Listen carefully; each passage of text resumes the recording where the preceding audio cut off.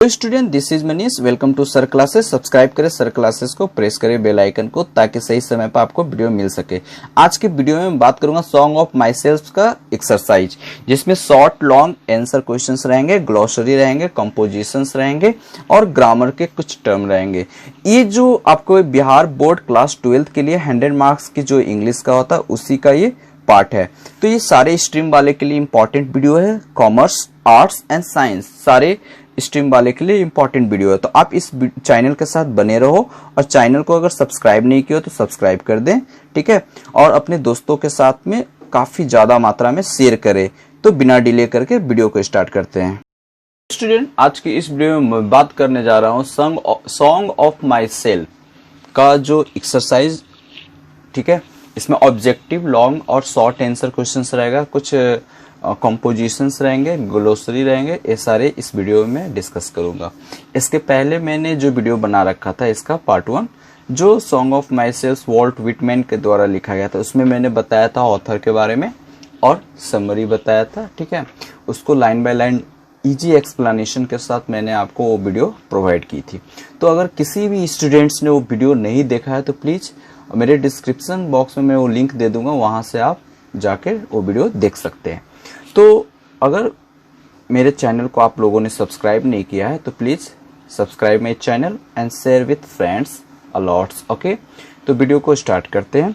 तो पहले हम लोग इसमें जानते हैं कि पहले क्या है। तो पहला जो सेक्शन है वो है आपका वर्क ए है ना।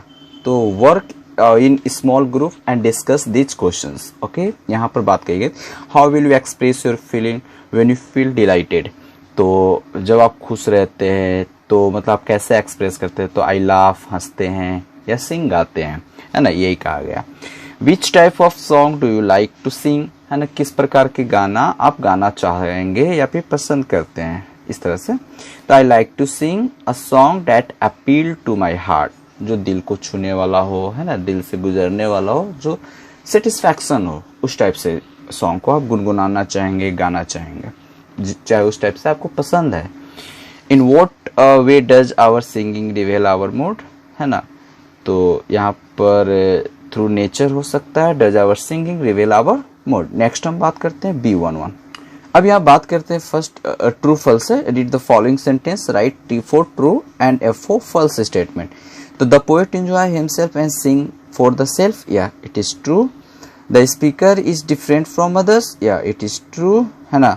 The poet discard nature beauty. यहाँ पर मतलब पोएट ने कहा है कि क्या जो नेचर का जो सुंदरता है उस मतलब उसको क्या डिस्कार्ड कर रहे हैं या फिर बाहर कर रहे हैं या छोड़ रहे हैं, तो ऐसा कुछ नहीं था, ठीक है ना। वो तो बोल रहे थे कि नेचर के साथ जीना चाहिए, नेचर की सुंदरता को ऑब्जर्व करना चाहिए, है ना। ये सारी चीज़ों को, हर एक मोमेंट को जीना चाहिए, खुश रहकर जीना चाहिए। तो इसलिए ये फॉल्स हो जाएगा। Every atom of blood is the same in all human beings, बिल्कुल सभी का जो ब्लड का एटम्स होता है सभी ह्यूमन बींग्स का एक ही एटम से बने होते हैं, सेम होते हैं। It is true. The poet is associated with a particular school of thought. Yeah, it is true. The poet has overcome his greed. है ना, it is true.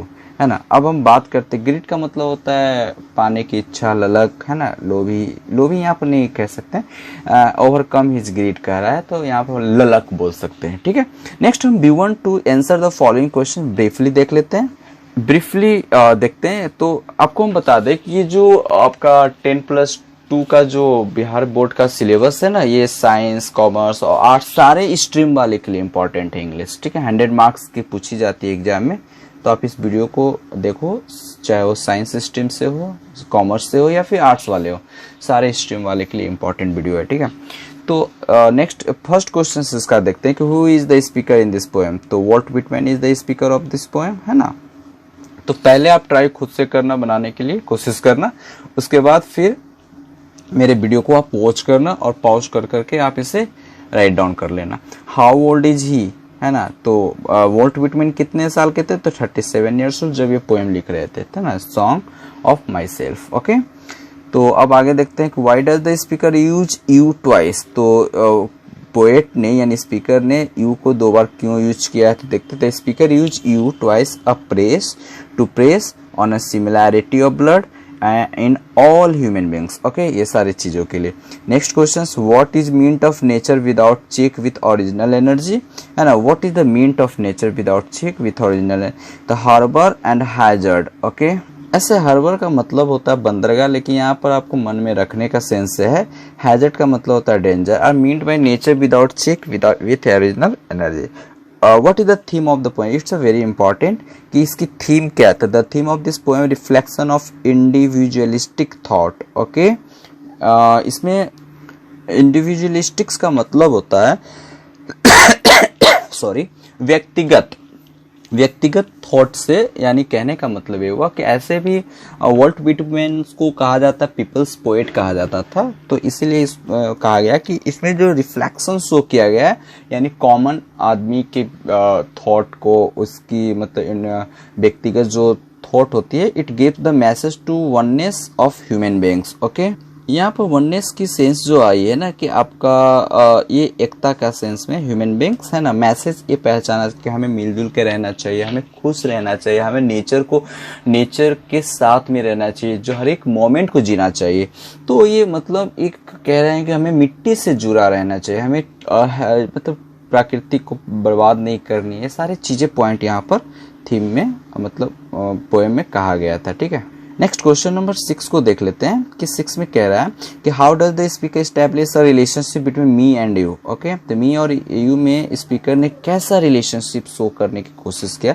तो speaker established the relation between me and you, he said that our parents are the same and our blood is similar. Okay, What does the observe in summer? Summer में क्या observe है? He observe spear of grass. Spear का यहाँ पर sense दो है, जो मतलब गर्मी के दिनों में जो होते हैं ना, घास के जो कांटे टाइप के निकल जाते हैं, नुकीले टाइप के, यानी कहने का मतलब आप खुश रहते हैं तो छोटे छोटे जो तकलीफें आती है उसको आप बर्दाश्त कर लेते हैं। तो मतलब कहने का मतलब कि आप खुश रहते हैं तो जो घास भी चुभती है ना, वो तो आपको पता नहीं चलता। यहाँ पर ये what is the form the speaker blood, the soil and the air the birth place form the speaker blood. Next question number 9 देखते हैं, what does he hope to do. तो he hope to do the work which he wants to continue till death. Okay, question number 10 देखते हैं, what does he want to do with his creeds. Okay, तो यहाँ creed का मतलब religious belief का sense है। ठीक है, यहाँ क्रीड मीन्स क्या होता है, रिलीजियस बिलीफ। तो he want to know the system of thought with the creed in एवियंस। यहाँ पर एक वर्ड आया है इन एवियंस, इसका मतलब होता है सस्पेंडेड, है ना। तो रिलीजियस मतलब आपको खुश रहना है ना, तो रिलीजियस धर्म, रिलीजियंस, रेसिज्म, कास्टिज्म, ये सारे चीज़ें जो हमारे समाज ने हमें जो दिमाग में हमारे भर दिए गए हैं, सारे चीज़ों को से दूर रहना होगा आपको, तब आप जाके खुश रह सकते हैं।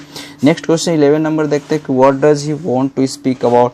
ही want to speak at every hazard के बारे में बोला गया है ना, कि मतलब हमारी जो लाइफ है, हर एक मतलब ट्रबल, प्लेजर, ये दोनों it is the combination of pleasure and trouble, तो दोनों का मिक्सअप है ये लाइफ। ठीक है, अब लॉन्ग आंसर क्वेश्चंस में आते।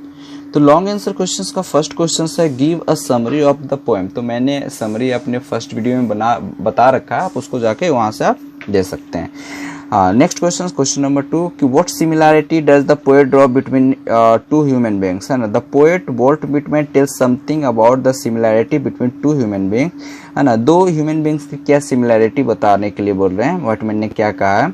तो वो the poet want to say human beings are the same in many way, they born in similar way, their blood is the same, everything is the same in all human beings। मतलब उनका blood, सोच, उनकी जो physical strength सब मतलब similarity होते हैं। तो जब जन्म लेते हैं बच्चा, बाद में उनके जैसा माहौल में पलते हैं, बढ़ते हैं, उस तरह से उनका नर्चरिंग होता है, उस कंडीशन से उनकी डेवलपमेंट होती है। ठीक है, नेक्स्ट क्वेश्चन नंबर 3 की बात करते हैं। Explain the line hoping to cease not till death. Okay, hope का मतलब होता है जंप करना, है ना। Hope cease to cease means होता है क्लोज टू क्लोज। ओके, तो इस लाइन को डिस्कस करते हैं कि the line hoping cease to not till death means the poet Walt Whitman does not want to die, यानी पोएट व्हिटमैन जो है वो मरना नहीं चाहते हैं। And he know that there are people who quarrelled for religions He hoped to change the situation through his effort. There are high thought about religious belief in his mind, so he has expressed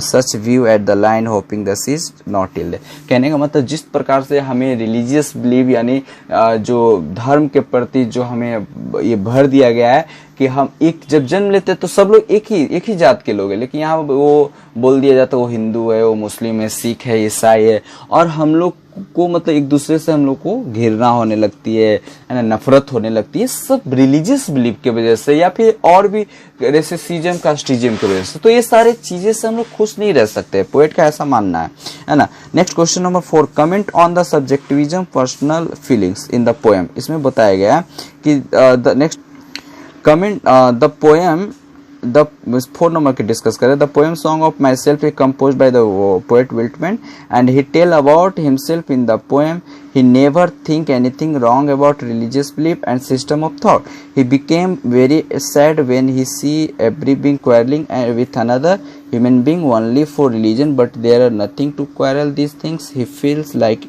a spear which gives pain human being, also it gives and pain when he listen and quarreling peoples in the same for religion. Okay. Sorry. Why next question number 5 देख लेते हैं। Question number 5 में कह रहा है कि why does the poet not want to bother himself with creeds and schools, है ना। तो the poet does not want to bother himself with creeds and creeds का मतलब समझे रिलीजियस बिलीफ होता है, because he think about religious tolerance, है ना। Religious his mind is quite free from his problem. He know that there are different religious belief and system thought in the world. Still he does not bother himself with it. He know that everyone is the same in all conditions. Take birth from different parents, have no different among them. They are dissimilar in all respect. Their blood is the same. तो ये कहा गया है कि हम जब जन्म लेते हैं तो हमें कोई धर्म का पता नहीं होता है, हमें कुछ भी नहीं पता होता है क्या समाज में चल रहा है। हमें सिर्फ ये हमारे शरीर में ब्लड होते हैं, हमारा एटम जो होते हैं और वो बच्चों की तरह एटम सिमिलर होता है ना। लेकिन हम लोग को बाहर की दुनिया के उस दुनिया की विचारों को क्या होता है कि हमें जिस कंडीशंस में जिस सिचुएशन में हम रहते हैं वहां पर उस तरीके से माहौल में हमारे दिमाग में बहुत सारे बातें को भर दिए जाते हैं, है ना। तो ये सारी चीजें बाहरी आडंबर है या बाहरी मतलब जिसको हम बोल सकते हैं कि ये चेंजेबल हो सकता है, ठीक है। क्वेश्चन नंबर 6 की बात करते हैं। तो क्वेश्चन नंबर 6 में कह रहा है कि what does the poet mean nature without check with original energy. The poet means say nature without check with original energy. It means that he believe in good and bad aspect of life, है ना, and he favor to tell about every danger or fear. यानी कह रहा है कि जो which he hopes to acquire through nature without check, unrestricted nature and origin. कहने का मतलब ये है कि लाइफ जिंदगी जो है ना वो गुड और बैड एस्पेक्ट दोनों को कहते हैं लाइफ, है ना। सिर्फ अच्छा ही जिंदगी नहीं होता है, बुरा भी उसमें समावेश होती है।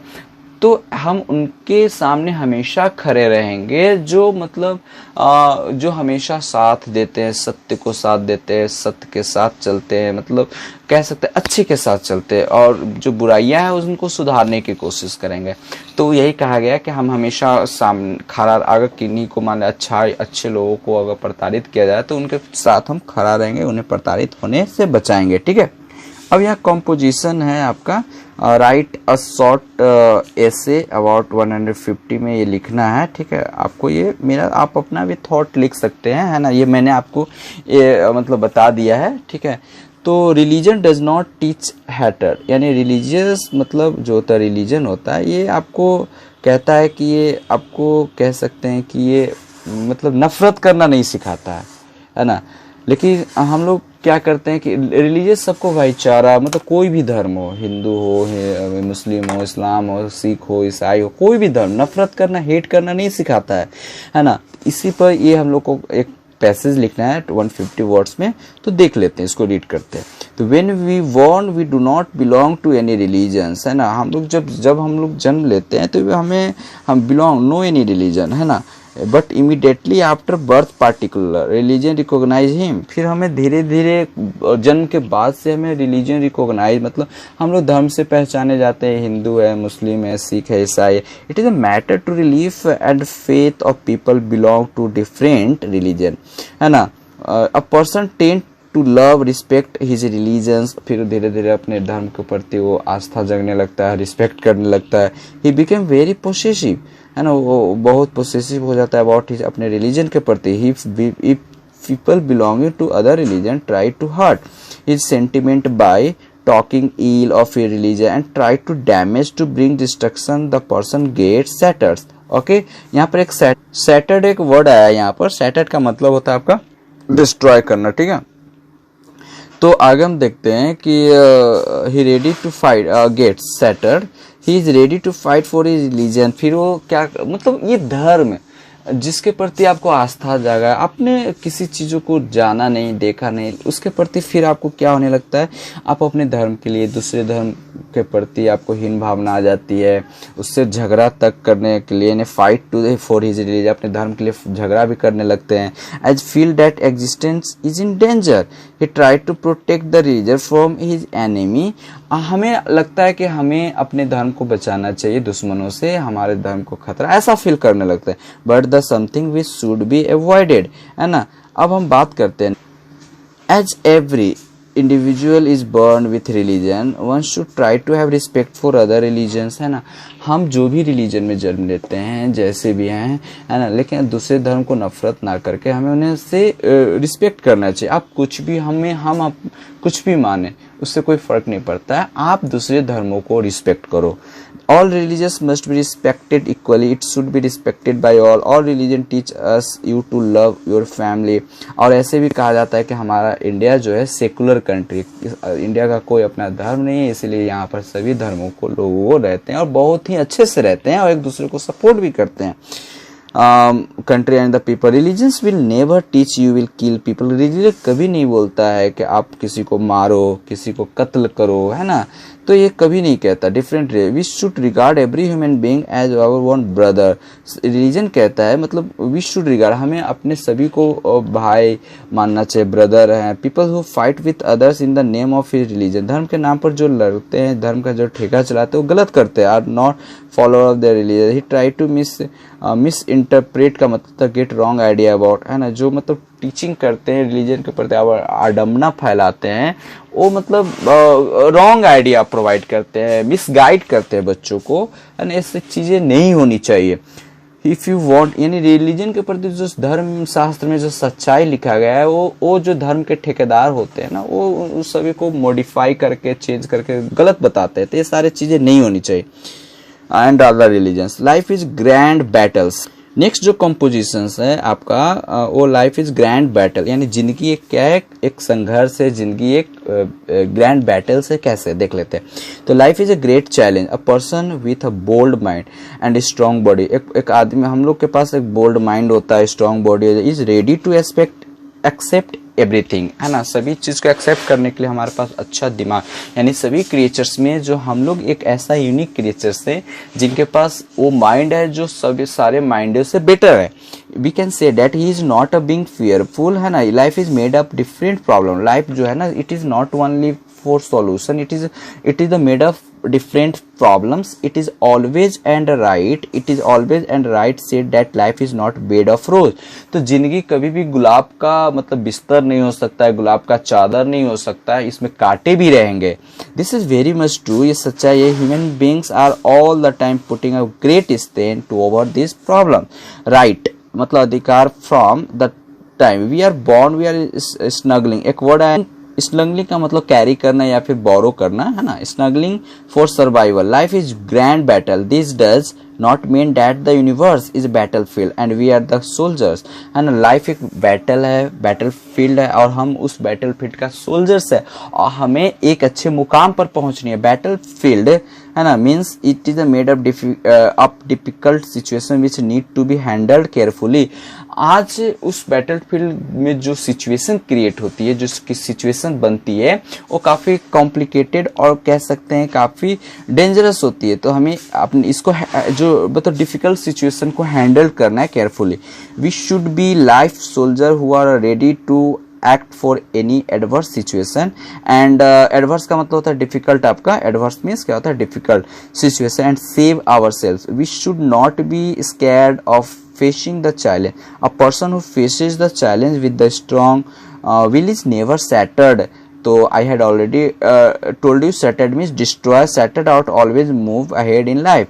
These kinds of people becoming strong mentally, physically and emotionally. So fuck life is a grand battle. Face it is in it, rejoice it and try boring happiness for yourself. And तो life को हमें boring नहीं बनाना है, life को battle field में situation को handle करना है, उसको मतलब कह सकते हैं कि उसको मेंटली फिजिकली मतलब डैमेज नहीं करना है, हमें किसी को कष्ट, खुद को भी कष्ट नहीं करना है, अपने लाइफ को बोरियत ना, हर एक पल को, हर एक मोमेंट को एंजॉय करनी है, क्योंकि लाइफ जो है ना ये कब किसका खत्म हो जाएगा कोई नहीं जानता है। तो जितना भी मिला है ना इस लाइफ को हम लोग मतलब एक एंजॉय करेंगे। और एक स्लोगन, एक मूवी थी, जिंदगी मिलेगी ना दोबारा, तो इस चीजों को लेकर हम लोग फॉलो मतलब कर सकते हैं और आगे बढ़ सकते हैं।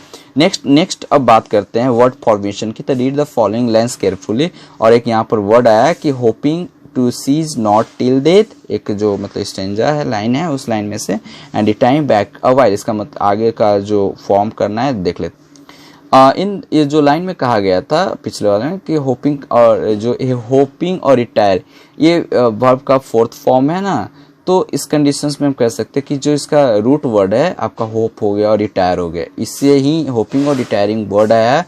और आपको बताया थे कि होप मतलब आशा करना है ना, ठीक है, और रिटायर एंड रीडिंग, तो ये सारे में आईएनजी जोड़कर इसको मतलब ये फॉर्म किया गया था, तो यही बताना था इसमें, ठीक है। अब हम बात करते हैं आगे नेक्स्ट कि ये ग्रामर का कुछ पोर्शन है में को, तो रिफ्लेक्सिव प्रोनाउन देख लेते हैं कि आई का रिफ्लेक्सिव क्या होता है, माई सेल्फ होता है, वी का रिफ्लेक्सिव आवर सेल्फ होता है, यू का योर सेल्फ होता है, दे का देम सेल्फ होता है, सी का हर सेल्फ होता है, और ही का हिम सेल्फ, और इट का इस सेल्फ। तो ये भी क्लियर हो गया। अब ग्लोसरी देखते हैं। ग्लोसरी आप लोगों को बहुत ही इंपॉर्टेंट है, हर एक चैप्टर को मैं आपको ग्लोसरी दे रहा हूँ, आप लोग इसको याद कर लेना। ये मतलब कह सकते हैं कि ये सिर्फ चैप्टर के लिए नहीं, आपके मतलब इन फ्यूचर में भी ग्लोसरी काम देंगे। तो सेलिब्रेट का मतलब होता है, देखते हैं one by one. Celebrate means rejoice, मस्ती करना, have a good time. Assume means होता है accepted that something is true. Suppose होता है। लोफ का मतलब वंडर होता है। पहले लोफ लिखा जाता, जो पहले जो LOAFE लिखा जाता था, ये वर्ड स्टाइल मतलब जो ओल्ड स्टाइल जिसको बोल सकते हैं ये था। अब मॉडर्न स्टाइल ये है। लर्न का मतलब टेक सपोर्ट होता है। स्फेयर का मतलब टॉप पॉइंट, जो घास का जो आगे का स्पाइक मतलब नुकीला पार्ट होता है उसको। क्रिट्स का मतलब होता है रिलीजियस बिलीफ्स होता है। स्कूल्स में सिस्टम ऑफ थॉट होता है। इन एवियंस का मतलब होता है सस्पेंडेड होता है। सफाइस्ड का मतलब होता है to be enough. Harbour means believe होता है। कीप फीलिंग और थॉट इन माइंड। हैजर्ड का मतलब डेंजर्स होते हैं। अब नेक्स्ट सीज का मतलब होता है कम टू क्लोज होता है। एंड होपिंग का मतलब टू जंप होता है। पॉजिटिव का मतलब सेल्फिश होता है। सैटर मिस डिस्ट्रॉय होता है। रिगार्ड मिस ऑब्जॉर्व होता है। मिस इंटरप्रेट का मतलब get the wrong idea about होता है। स्नगल का मतलब बोरो होता है। और एडवर्स का मतलब डिफिकल्ट होता है। तो फाइनली ये आपका ग्रोसरी था। तो ये आपका song of my self Walt Whitman के द्वारा लिखा गया ये पोएम फिनिश्ड होती है। पिछला जो मैंने वीडियो बना रखा था sweetest I do not love bye John Donne के द्वारा, उसको भी आप अगर नहीं देखे हो तो देख लेना। हाँ ठीक है, मेरे चैनल को आप सब्सक्राइब कर लें प्लीज़, ठीक है। तो वीडियो को देखने के लिए thank you for watching my video.